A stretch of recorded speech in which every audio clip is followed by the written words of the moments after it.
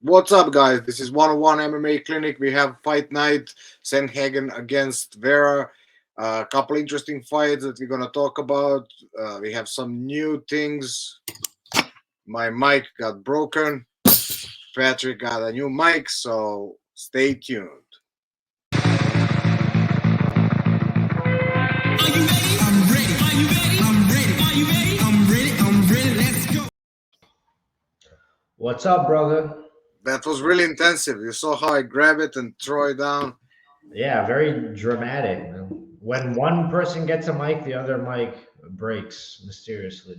I guess that's it. That's it. Now I should go like, and now Patrick got a microphone. Show That's can right. go.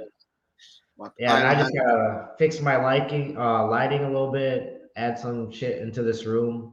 I'm upgrading slowly but surely. That's good. That's good. You need to get a statue like mine, Yeah, I need Esmeraldo. Esmeraldo. What's up, brother? Not much, man. I'm excited to get into some fights. How about you? Yep. I'm ready. Let's start. Let's start. What's the first fight for this evening? Well, let's look at this overview from the bottom up. We got Chidi and Njkouani going against Albert Duraev.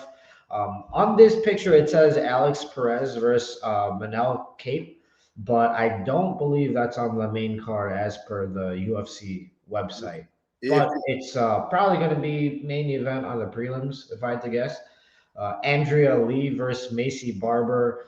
Nate Landwehr taking on Austin Lingo. Lingo's coming in on short notice, so we'll talk a little bit more about that. Holm against Yana Santos, who is Yana Kunitskaya, if you didn't know, but obviously married to Thiago Santos.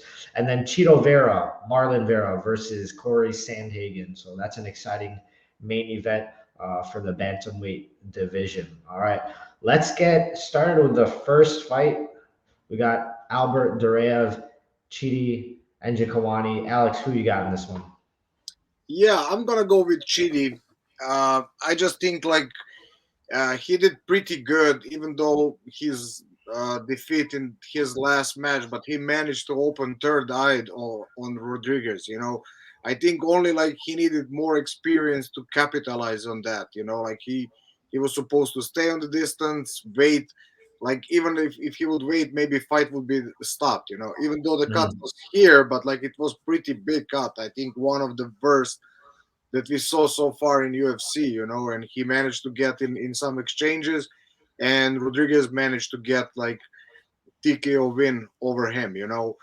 But I think this is a perfect matchup for him, and if he used the blueprint what Buckley did, the guy who Mhm. defeated Duraev in his last match, I think that's perfect path to get a victory, and I think he is even more dangerous than Buckley. Especially with those elbows. Like with the power. Not that Buckley doesn't have a power, but I think he's much more sharper. And if you go, they have like a similar, like you can what see here, like their both last fight is a loss. Before that, they had four victories.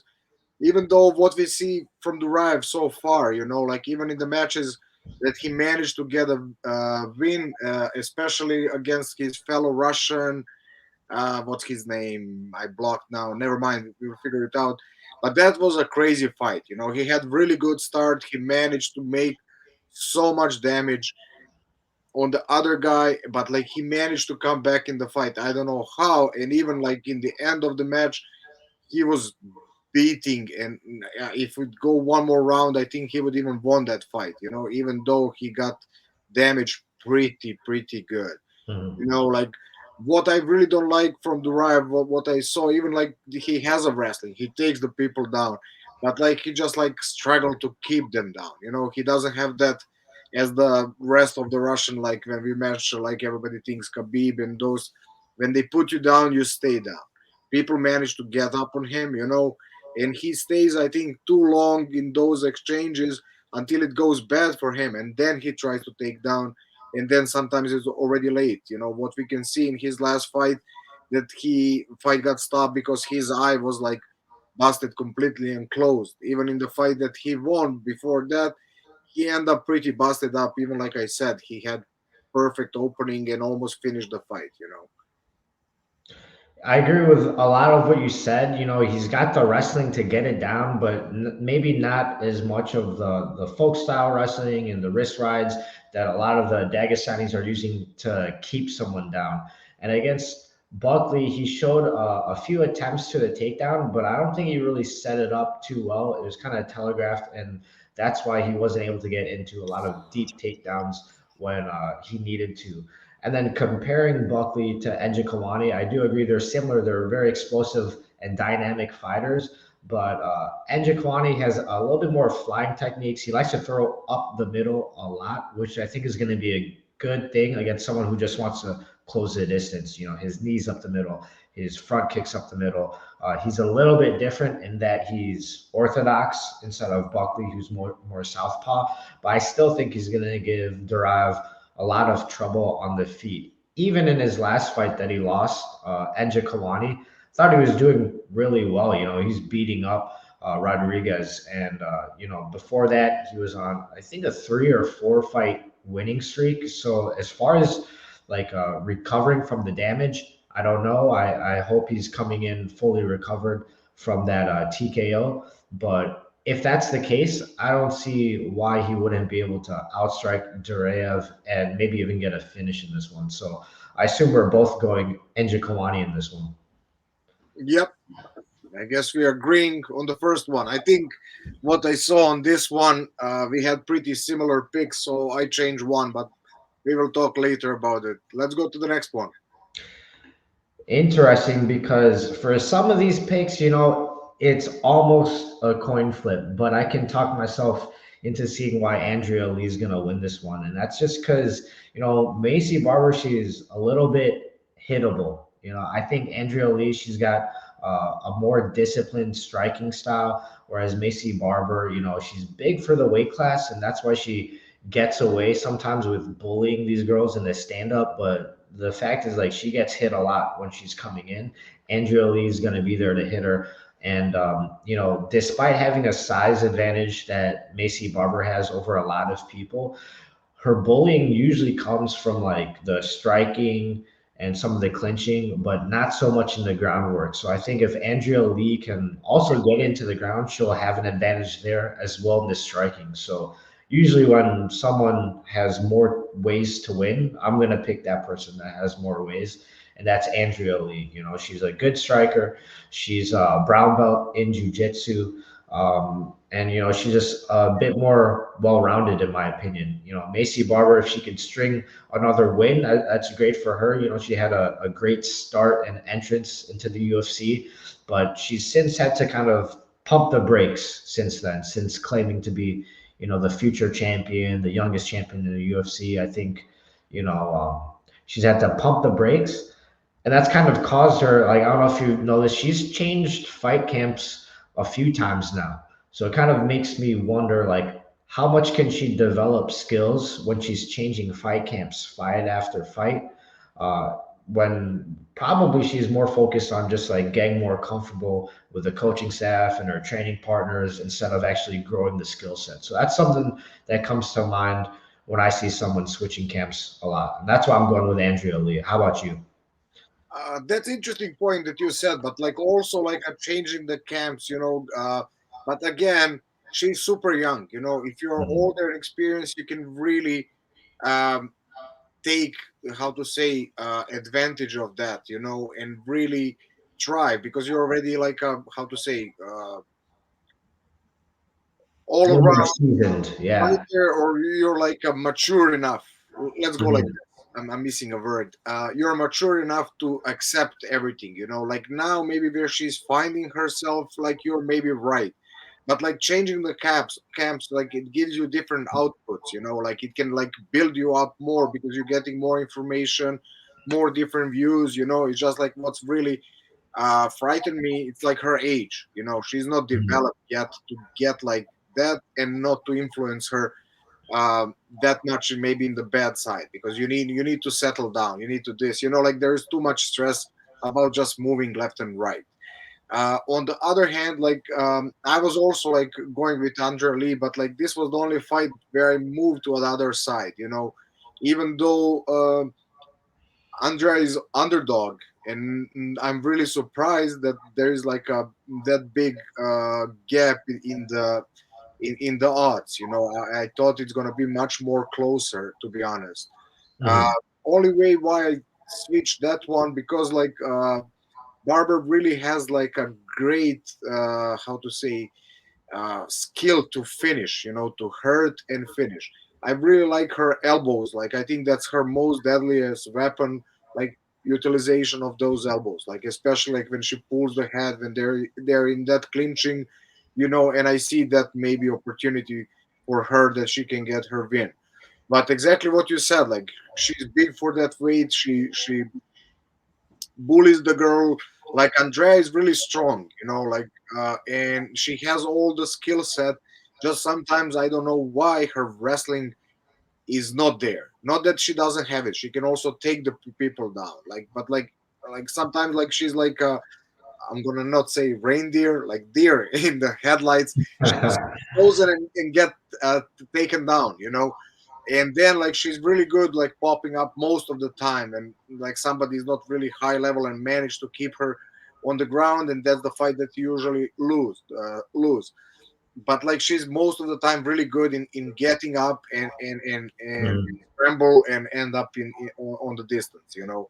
So she was also my pick, but like that's I decided just like to have one. Like I said, one fight was like I decided to change, and maybe again I'm gonna lose because of that. But like, let's just make it interesting. I'm gonna go with Maycee Barber. I just saw see like that opportunity with those elbows, and and and and that youth 10 years difference can maybe play. If she can push more. You know, let's call it like that.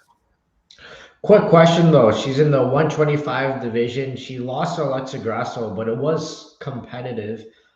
She's talked a lot of times about being the future champion.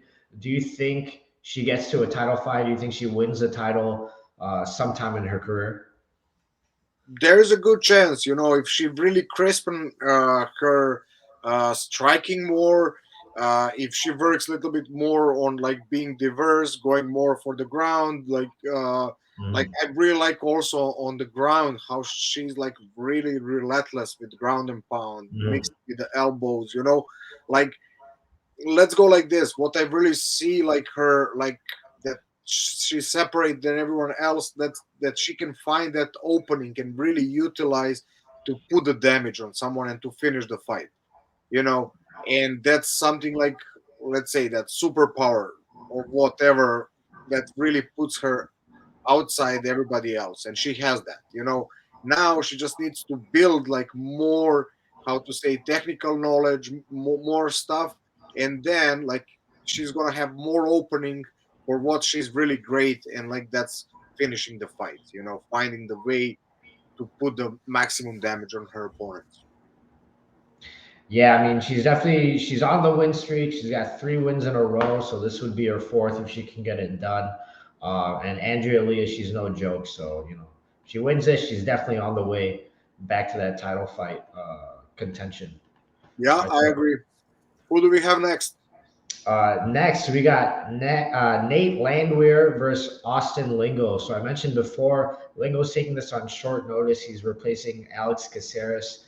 He's a bit newer to the UFC, so this will be his fourth fight, and going against Nate Landwehr, who's just a dog, man. Win or lose, this guy puts on a show, and more often than not, he's involved in like a fight of the night or performance of the night. Former champion in M1, um, because of his credentials, being a former champ, having a little bit more experience in lingo, and preparing for the fight with a full camp against Alex Caceres, I see Landwehr winning. He's got decent enough striking. I like his anaconda choke. I think he's very mentally tough. And all these things are going to help him win against Austin Lingo. But who do you have in this fight?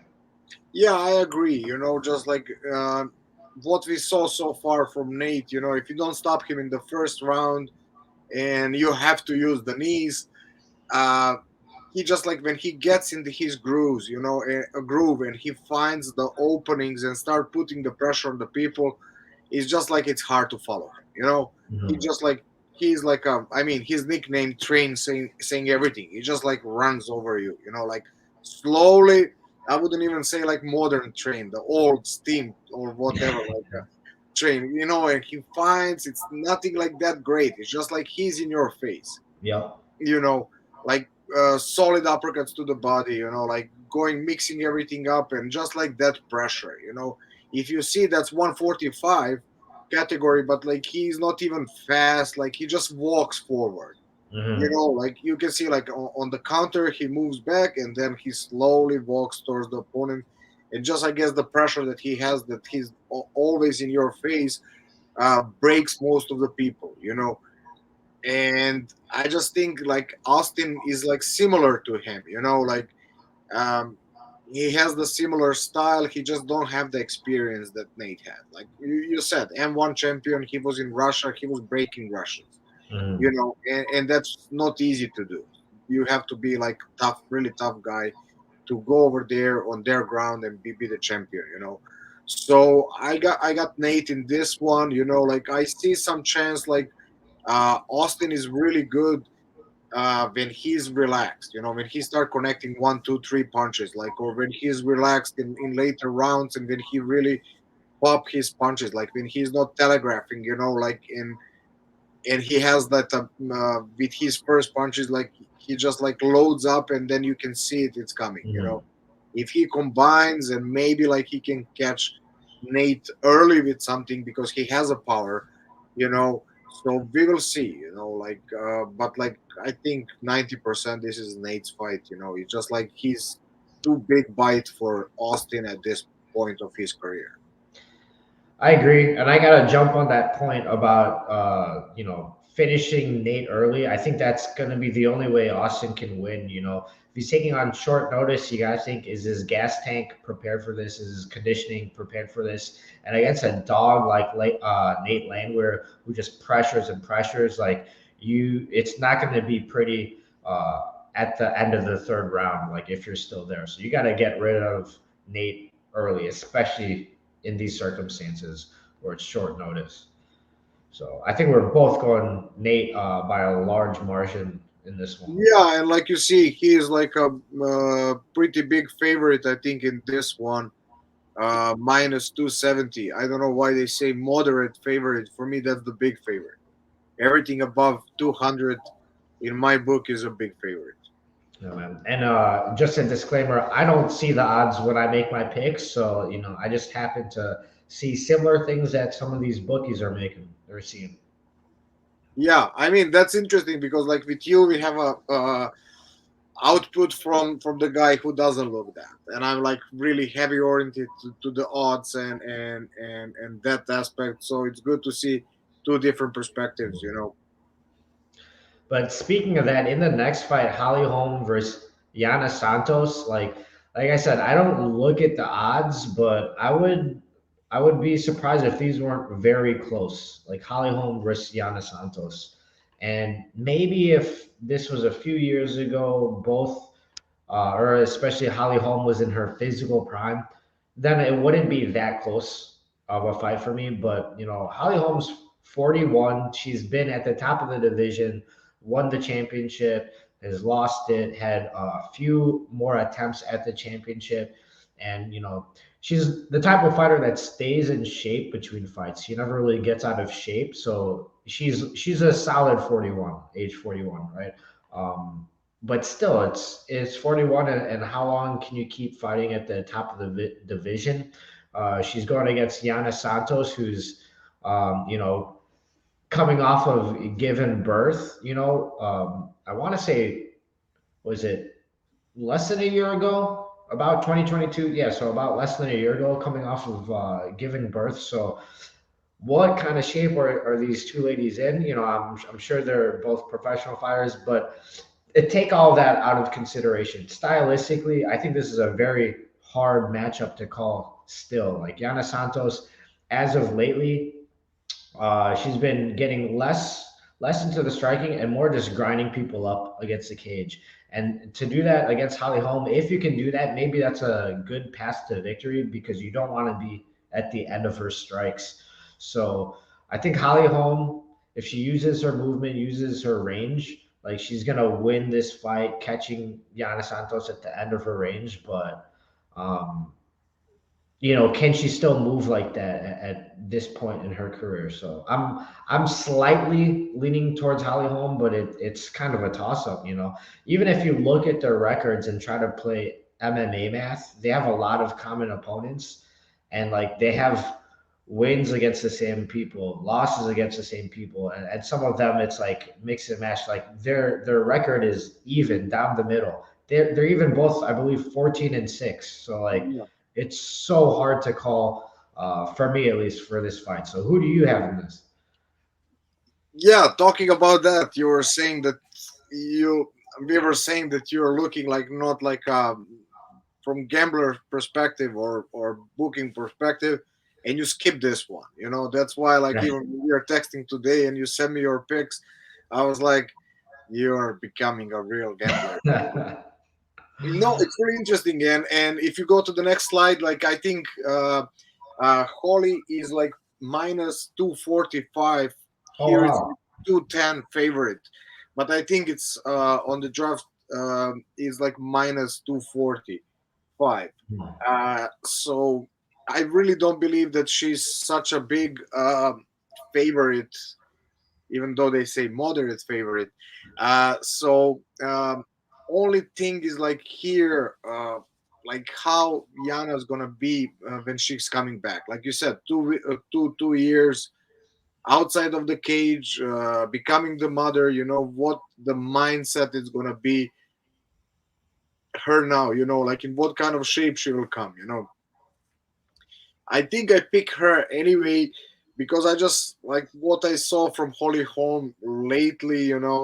Even though she had 2 wins and then one loss, but like I mean, if you take out of equation that head kick that she knocked out Ronda Rousey, and then she had against who else she That's Kohea. yeah exactly against Kohea also, like she had that. More or less she's a boring fighter. Let's be honest, like she's just moving around, popping that jab. Like I mean, she's really good, like even high level boxer, how she and kickboxer coming to the MMA, and she really capitalized that in one fight, and that's what really built her up, like to the status that she has now. Talking about that you said that she's old. I just saw the news today. She signed a new contract on 6 fights.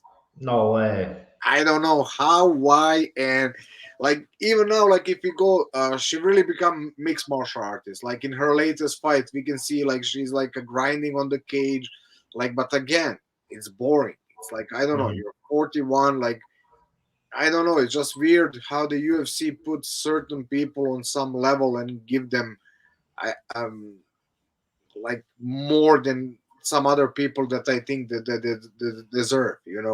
Like even now, like what we're saying, like what she upgraded in her MMA, she's not interesting. She's boring fighter. This is gonna be probably boring fight.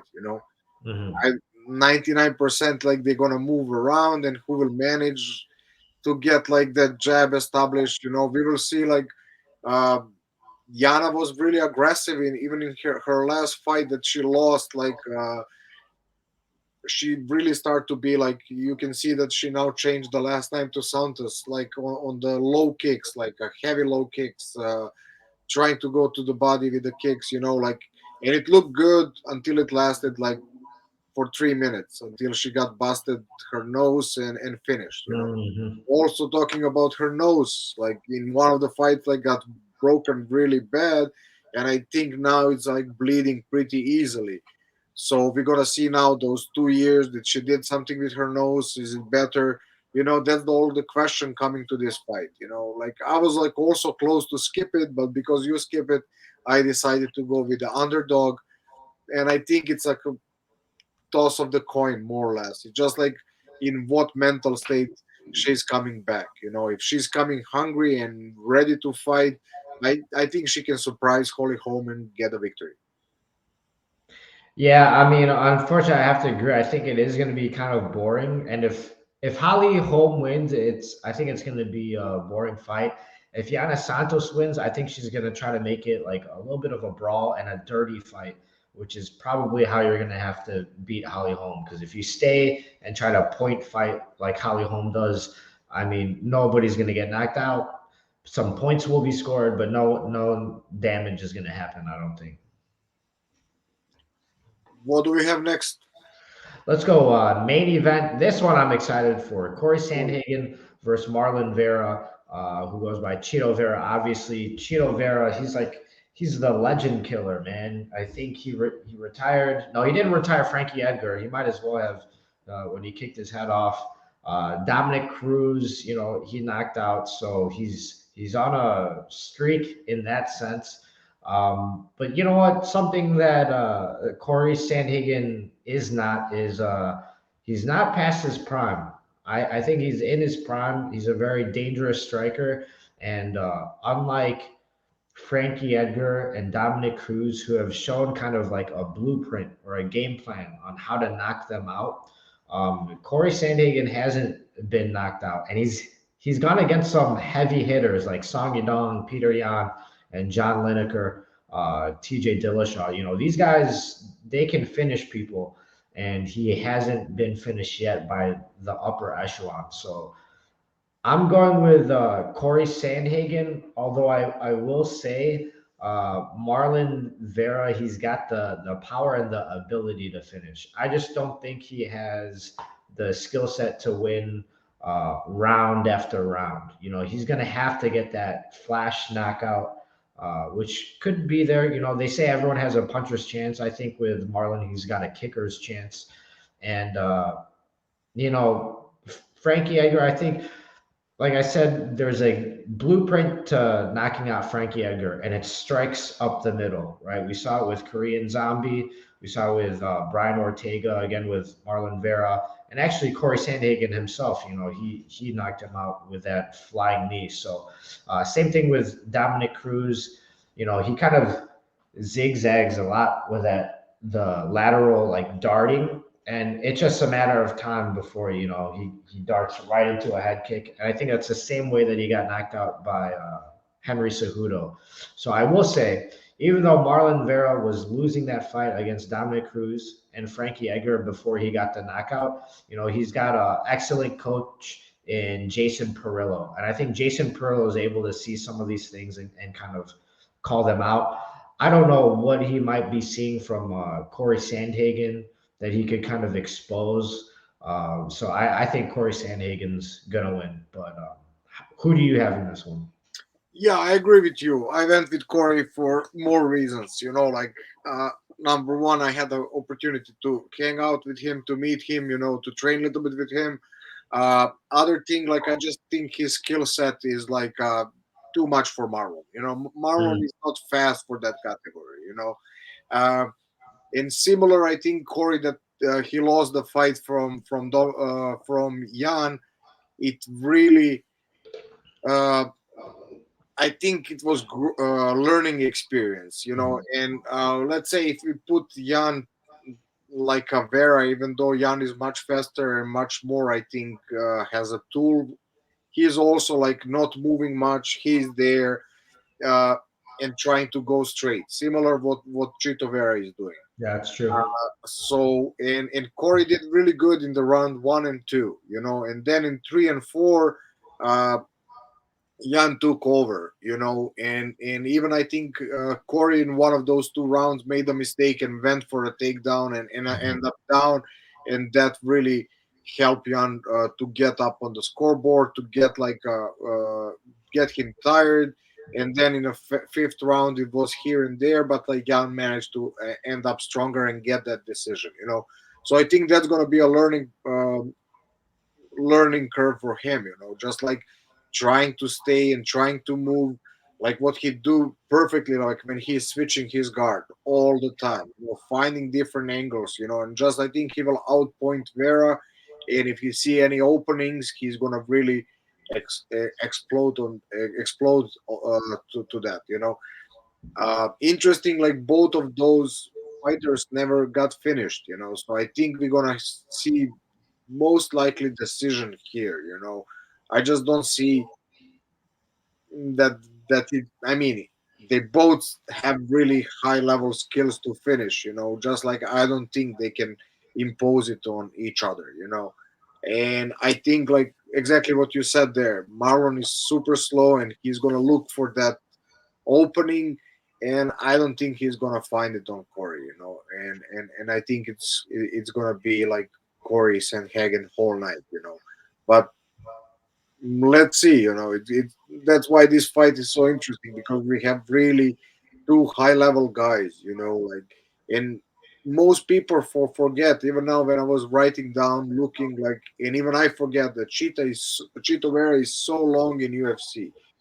He Yeah. has 14-6 in UFC, and Cory Sanhagen have like total score 15-4. So Chito has more fights in UFC than Cory has like total, and that's crazy. Mhm.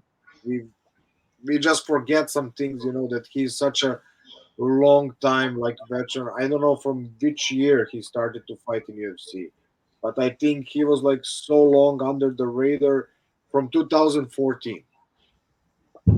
I mean, it shows a testament to his like will, and the fact that he can get better over time, despite being in the UFC for so long. A lot of guys wouldn't have that record and still actually be in title contention. I think if he does beat Cory Sandhagen, he's probably next in line. Although honestly, bantamweight, that's a whole mess in my opinion. With Aljo versus Cejudo. If Cejudo wins, I think that fucks up the whole division because I don't see Cejudo staying for very long. He's probably going to go up to featherweight and try to go for another title. But it just shows again where Vera is mentally that he can have that resurgence. It actually kind of reminds me of like Jorge Masvidal a little bit. Like Masvidal's been in the UFC for a while. He's fought forever, and then later in his career, he actually got towards the title. So I think it's kind of similar in that sense. Yeah, yeah, I agree on that. Also, like what I forgot to mention, what can help like really Chito Vera in this matchup, that his last fight was against Dominic Cruz. And if you see the styles of Cory and Dominic, like, and even there was like a talk that Cory was like copy Dominic, but like really switching the guard, just like Sandhagen is much more, how to say, I think let's call it improved version, because he doesn't go down like Dominic was going. He's really like, even when he's switching guard, he's really like staying like composed, popping that jab, going with the low kicks. He's just like much more technical striker, like Mm. even two levels up than Dominic Cruz. Dominic Cruz was just good with that foot work, and like even though his hands are down, like when he was switching, Cory's like, I think also he likes to keep, but like he keeps only like his front hand down, but like he's popping the jab in those exchanges. As soon as he changed the guard, like he's popping one or two jabs and going for the kick, or going whatever he finds the openings from those switching stance. If it makes sense what I said. Absolutely, that's a great point too. He did kind of improve upon Dominic Cruz's style has been very effective, like for years, and to improve that, that's great. And it kind of shows how this fight could possibly go because, in my opinion, Dominic Cruz was actually winning the fight against Chito Vera until he got that head kick KO. And yeah, Corey Sandhagen doesn't have that same opening that to be there to get that head kick. Could it happen? Sure, but he's not going to be as open as Dominic for sure. No, he will not be. He will not be that low for sure. So it's gonna be interesting to see. Like you said exactly. Like, let's see what the game plan that they're gonna make for this, and what they saw. Maybe we didn't saw that. And it's Mhm. gonna be interesting to see, are they gonna see any openings and try to really capitalize it. It's gonna be first time that somebody did it, so it's gonna be interesting to see. But like I said, the previous camp is gonna for sure play in their favor, and just they need to build up on that. So that's why I'm giving some chance to Chito Vera. Yeah, definitely some chance. I mean, you can't be a devastating striker and not have that chance to win, you know. Um, but I think that concludes our card. So let's see how we're looking for these picks. All right. Just to recap, it looks like Alex and I both have Cory Sandhagen in the main event. You'll see in this picture, I didn't yet make my choice for Holly Holm, but y'all heard I do pick Holly Holm to win. So that's where we differ. Alex is going with Yana. We're both going for Nate Landwehr against Austin Lingo. And then we're split up again. I'm going with Andrea Lee against Maycee Barber, and Alex is taking Barber. All right. In the first fight of the main card, Njkouani versus Albert Duraev, we're both going with Njkouani. So a little bit same, a little bit different. This is And good for me. what's up? Sorry, this is good for me because like I have a more chance to win this time. So basically, you didn't place anything on Holy Holm, so it's going for me. If I miss that Uh, one again, I have a chance on Maycee Barber. So it's finally time for me to move from that number one. So thank you, Patrick, for this chance. Let's see how it's gonna play out. we'll see. First to 10 wins some kind of prize. Let's say that. First to 10. Let's go like that. You're halfway there. Okay, Yeah. let's go. What you guys can win if you play what we did. So this is Patrick. Okay, you're above 100 and only on 4 matches. You see when you put on underdog how it grows up. A little bit, yeah. I'm surprised to see Andrea Lee that big of an underdog, but yeah, I'm happy to see it. Yeah, And then honest. with Alex, bigger payout for sure. Going with two underdogs, Yana and Chito. Oh Wait, shit! you picked Chito for this, huh? No, I made a mistake. Oh shit! All right, trying to inflate some numbers here. I see you. Oh shit! I didn't saw that. Okay, I'm gonna fix that. This doesn't count. All right, all right. So it's gonna be a little bit lower. So I think how much is Cory minus 175? So it's gonna go around, I think 180, 190, something like that. Okay, Okay, so guys, forget about this. This is mistake. I was doing fast before we start shooting, so I didn't even saw. Stupid me. But let's see. I will leave it. Like by the accident, I play against Cory. Let's yeah, put. watch Cheeto wins. It could Uh, happen.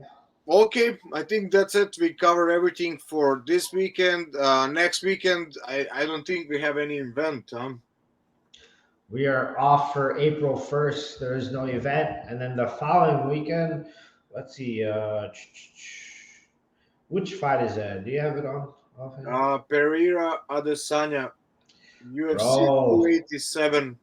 So we have also oh, already mentioned Masvidal against Gilbert Burns. We have Rob Font against Yanez. We have Kevin Holland Ponzabinio, Raul Rosa Jr. against Christian Rodriguez. That's in Miami on April 8th.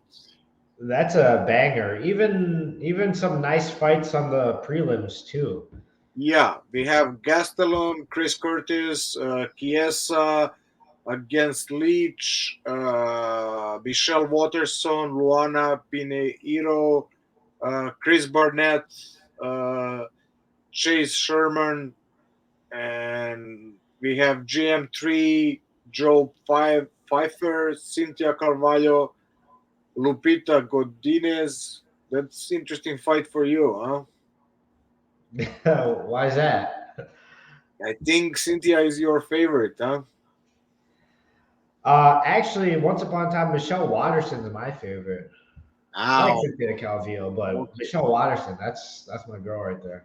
Okay, okay. This understood. And I think we have three more fights that I'm not going to even mention. too complicated last names. So Yeah, no, skip those. But man, that main card, the prelims, that's stacked to me. I'm excited for that one. yeah, yeah, I made a mistake. I thought it's like a weekend after a weekend, but I guess we have a weekend off. And talking about that, we have in talks for maybe some changes for the smaller events. We're gonna see how that's gonna play out. Maybe we're gonna do one on one without one. Yeah. So stay tuned, guys, and like, subscribe, and what else they have to do? Comment, share to everybody that you know, Yeah, and blow it's us enough. up. Like it was long period that only friends and families are watching us, and they don't even follow the fights. Yeah. Yeah, step it up, yo. Have a All good right. night. You heard the man. Ciao.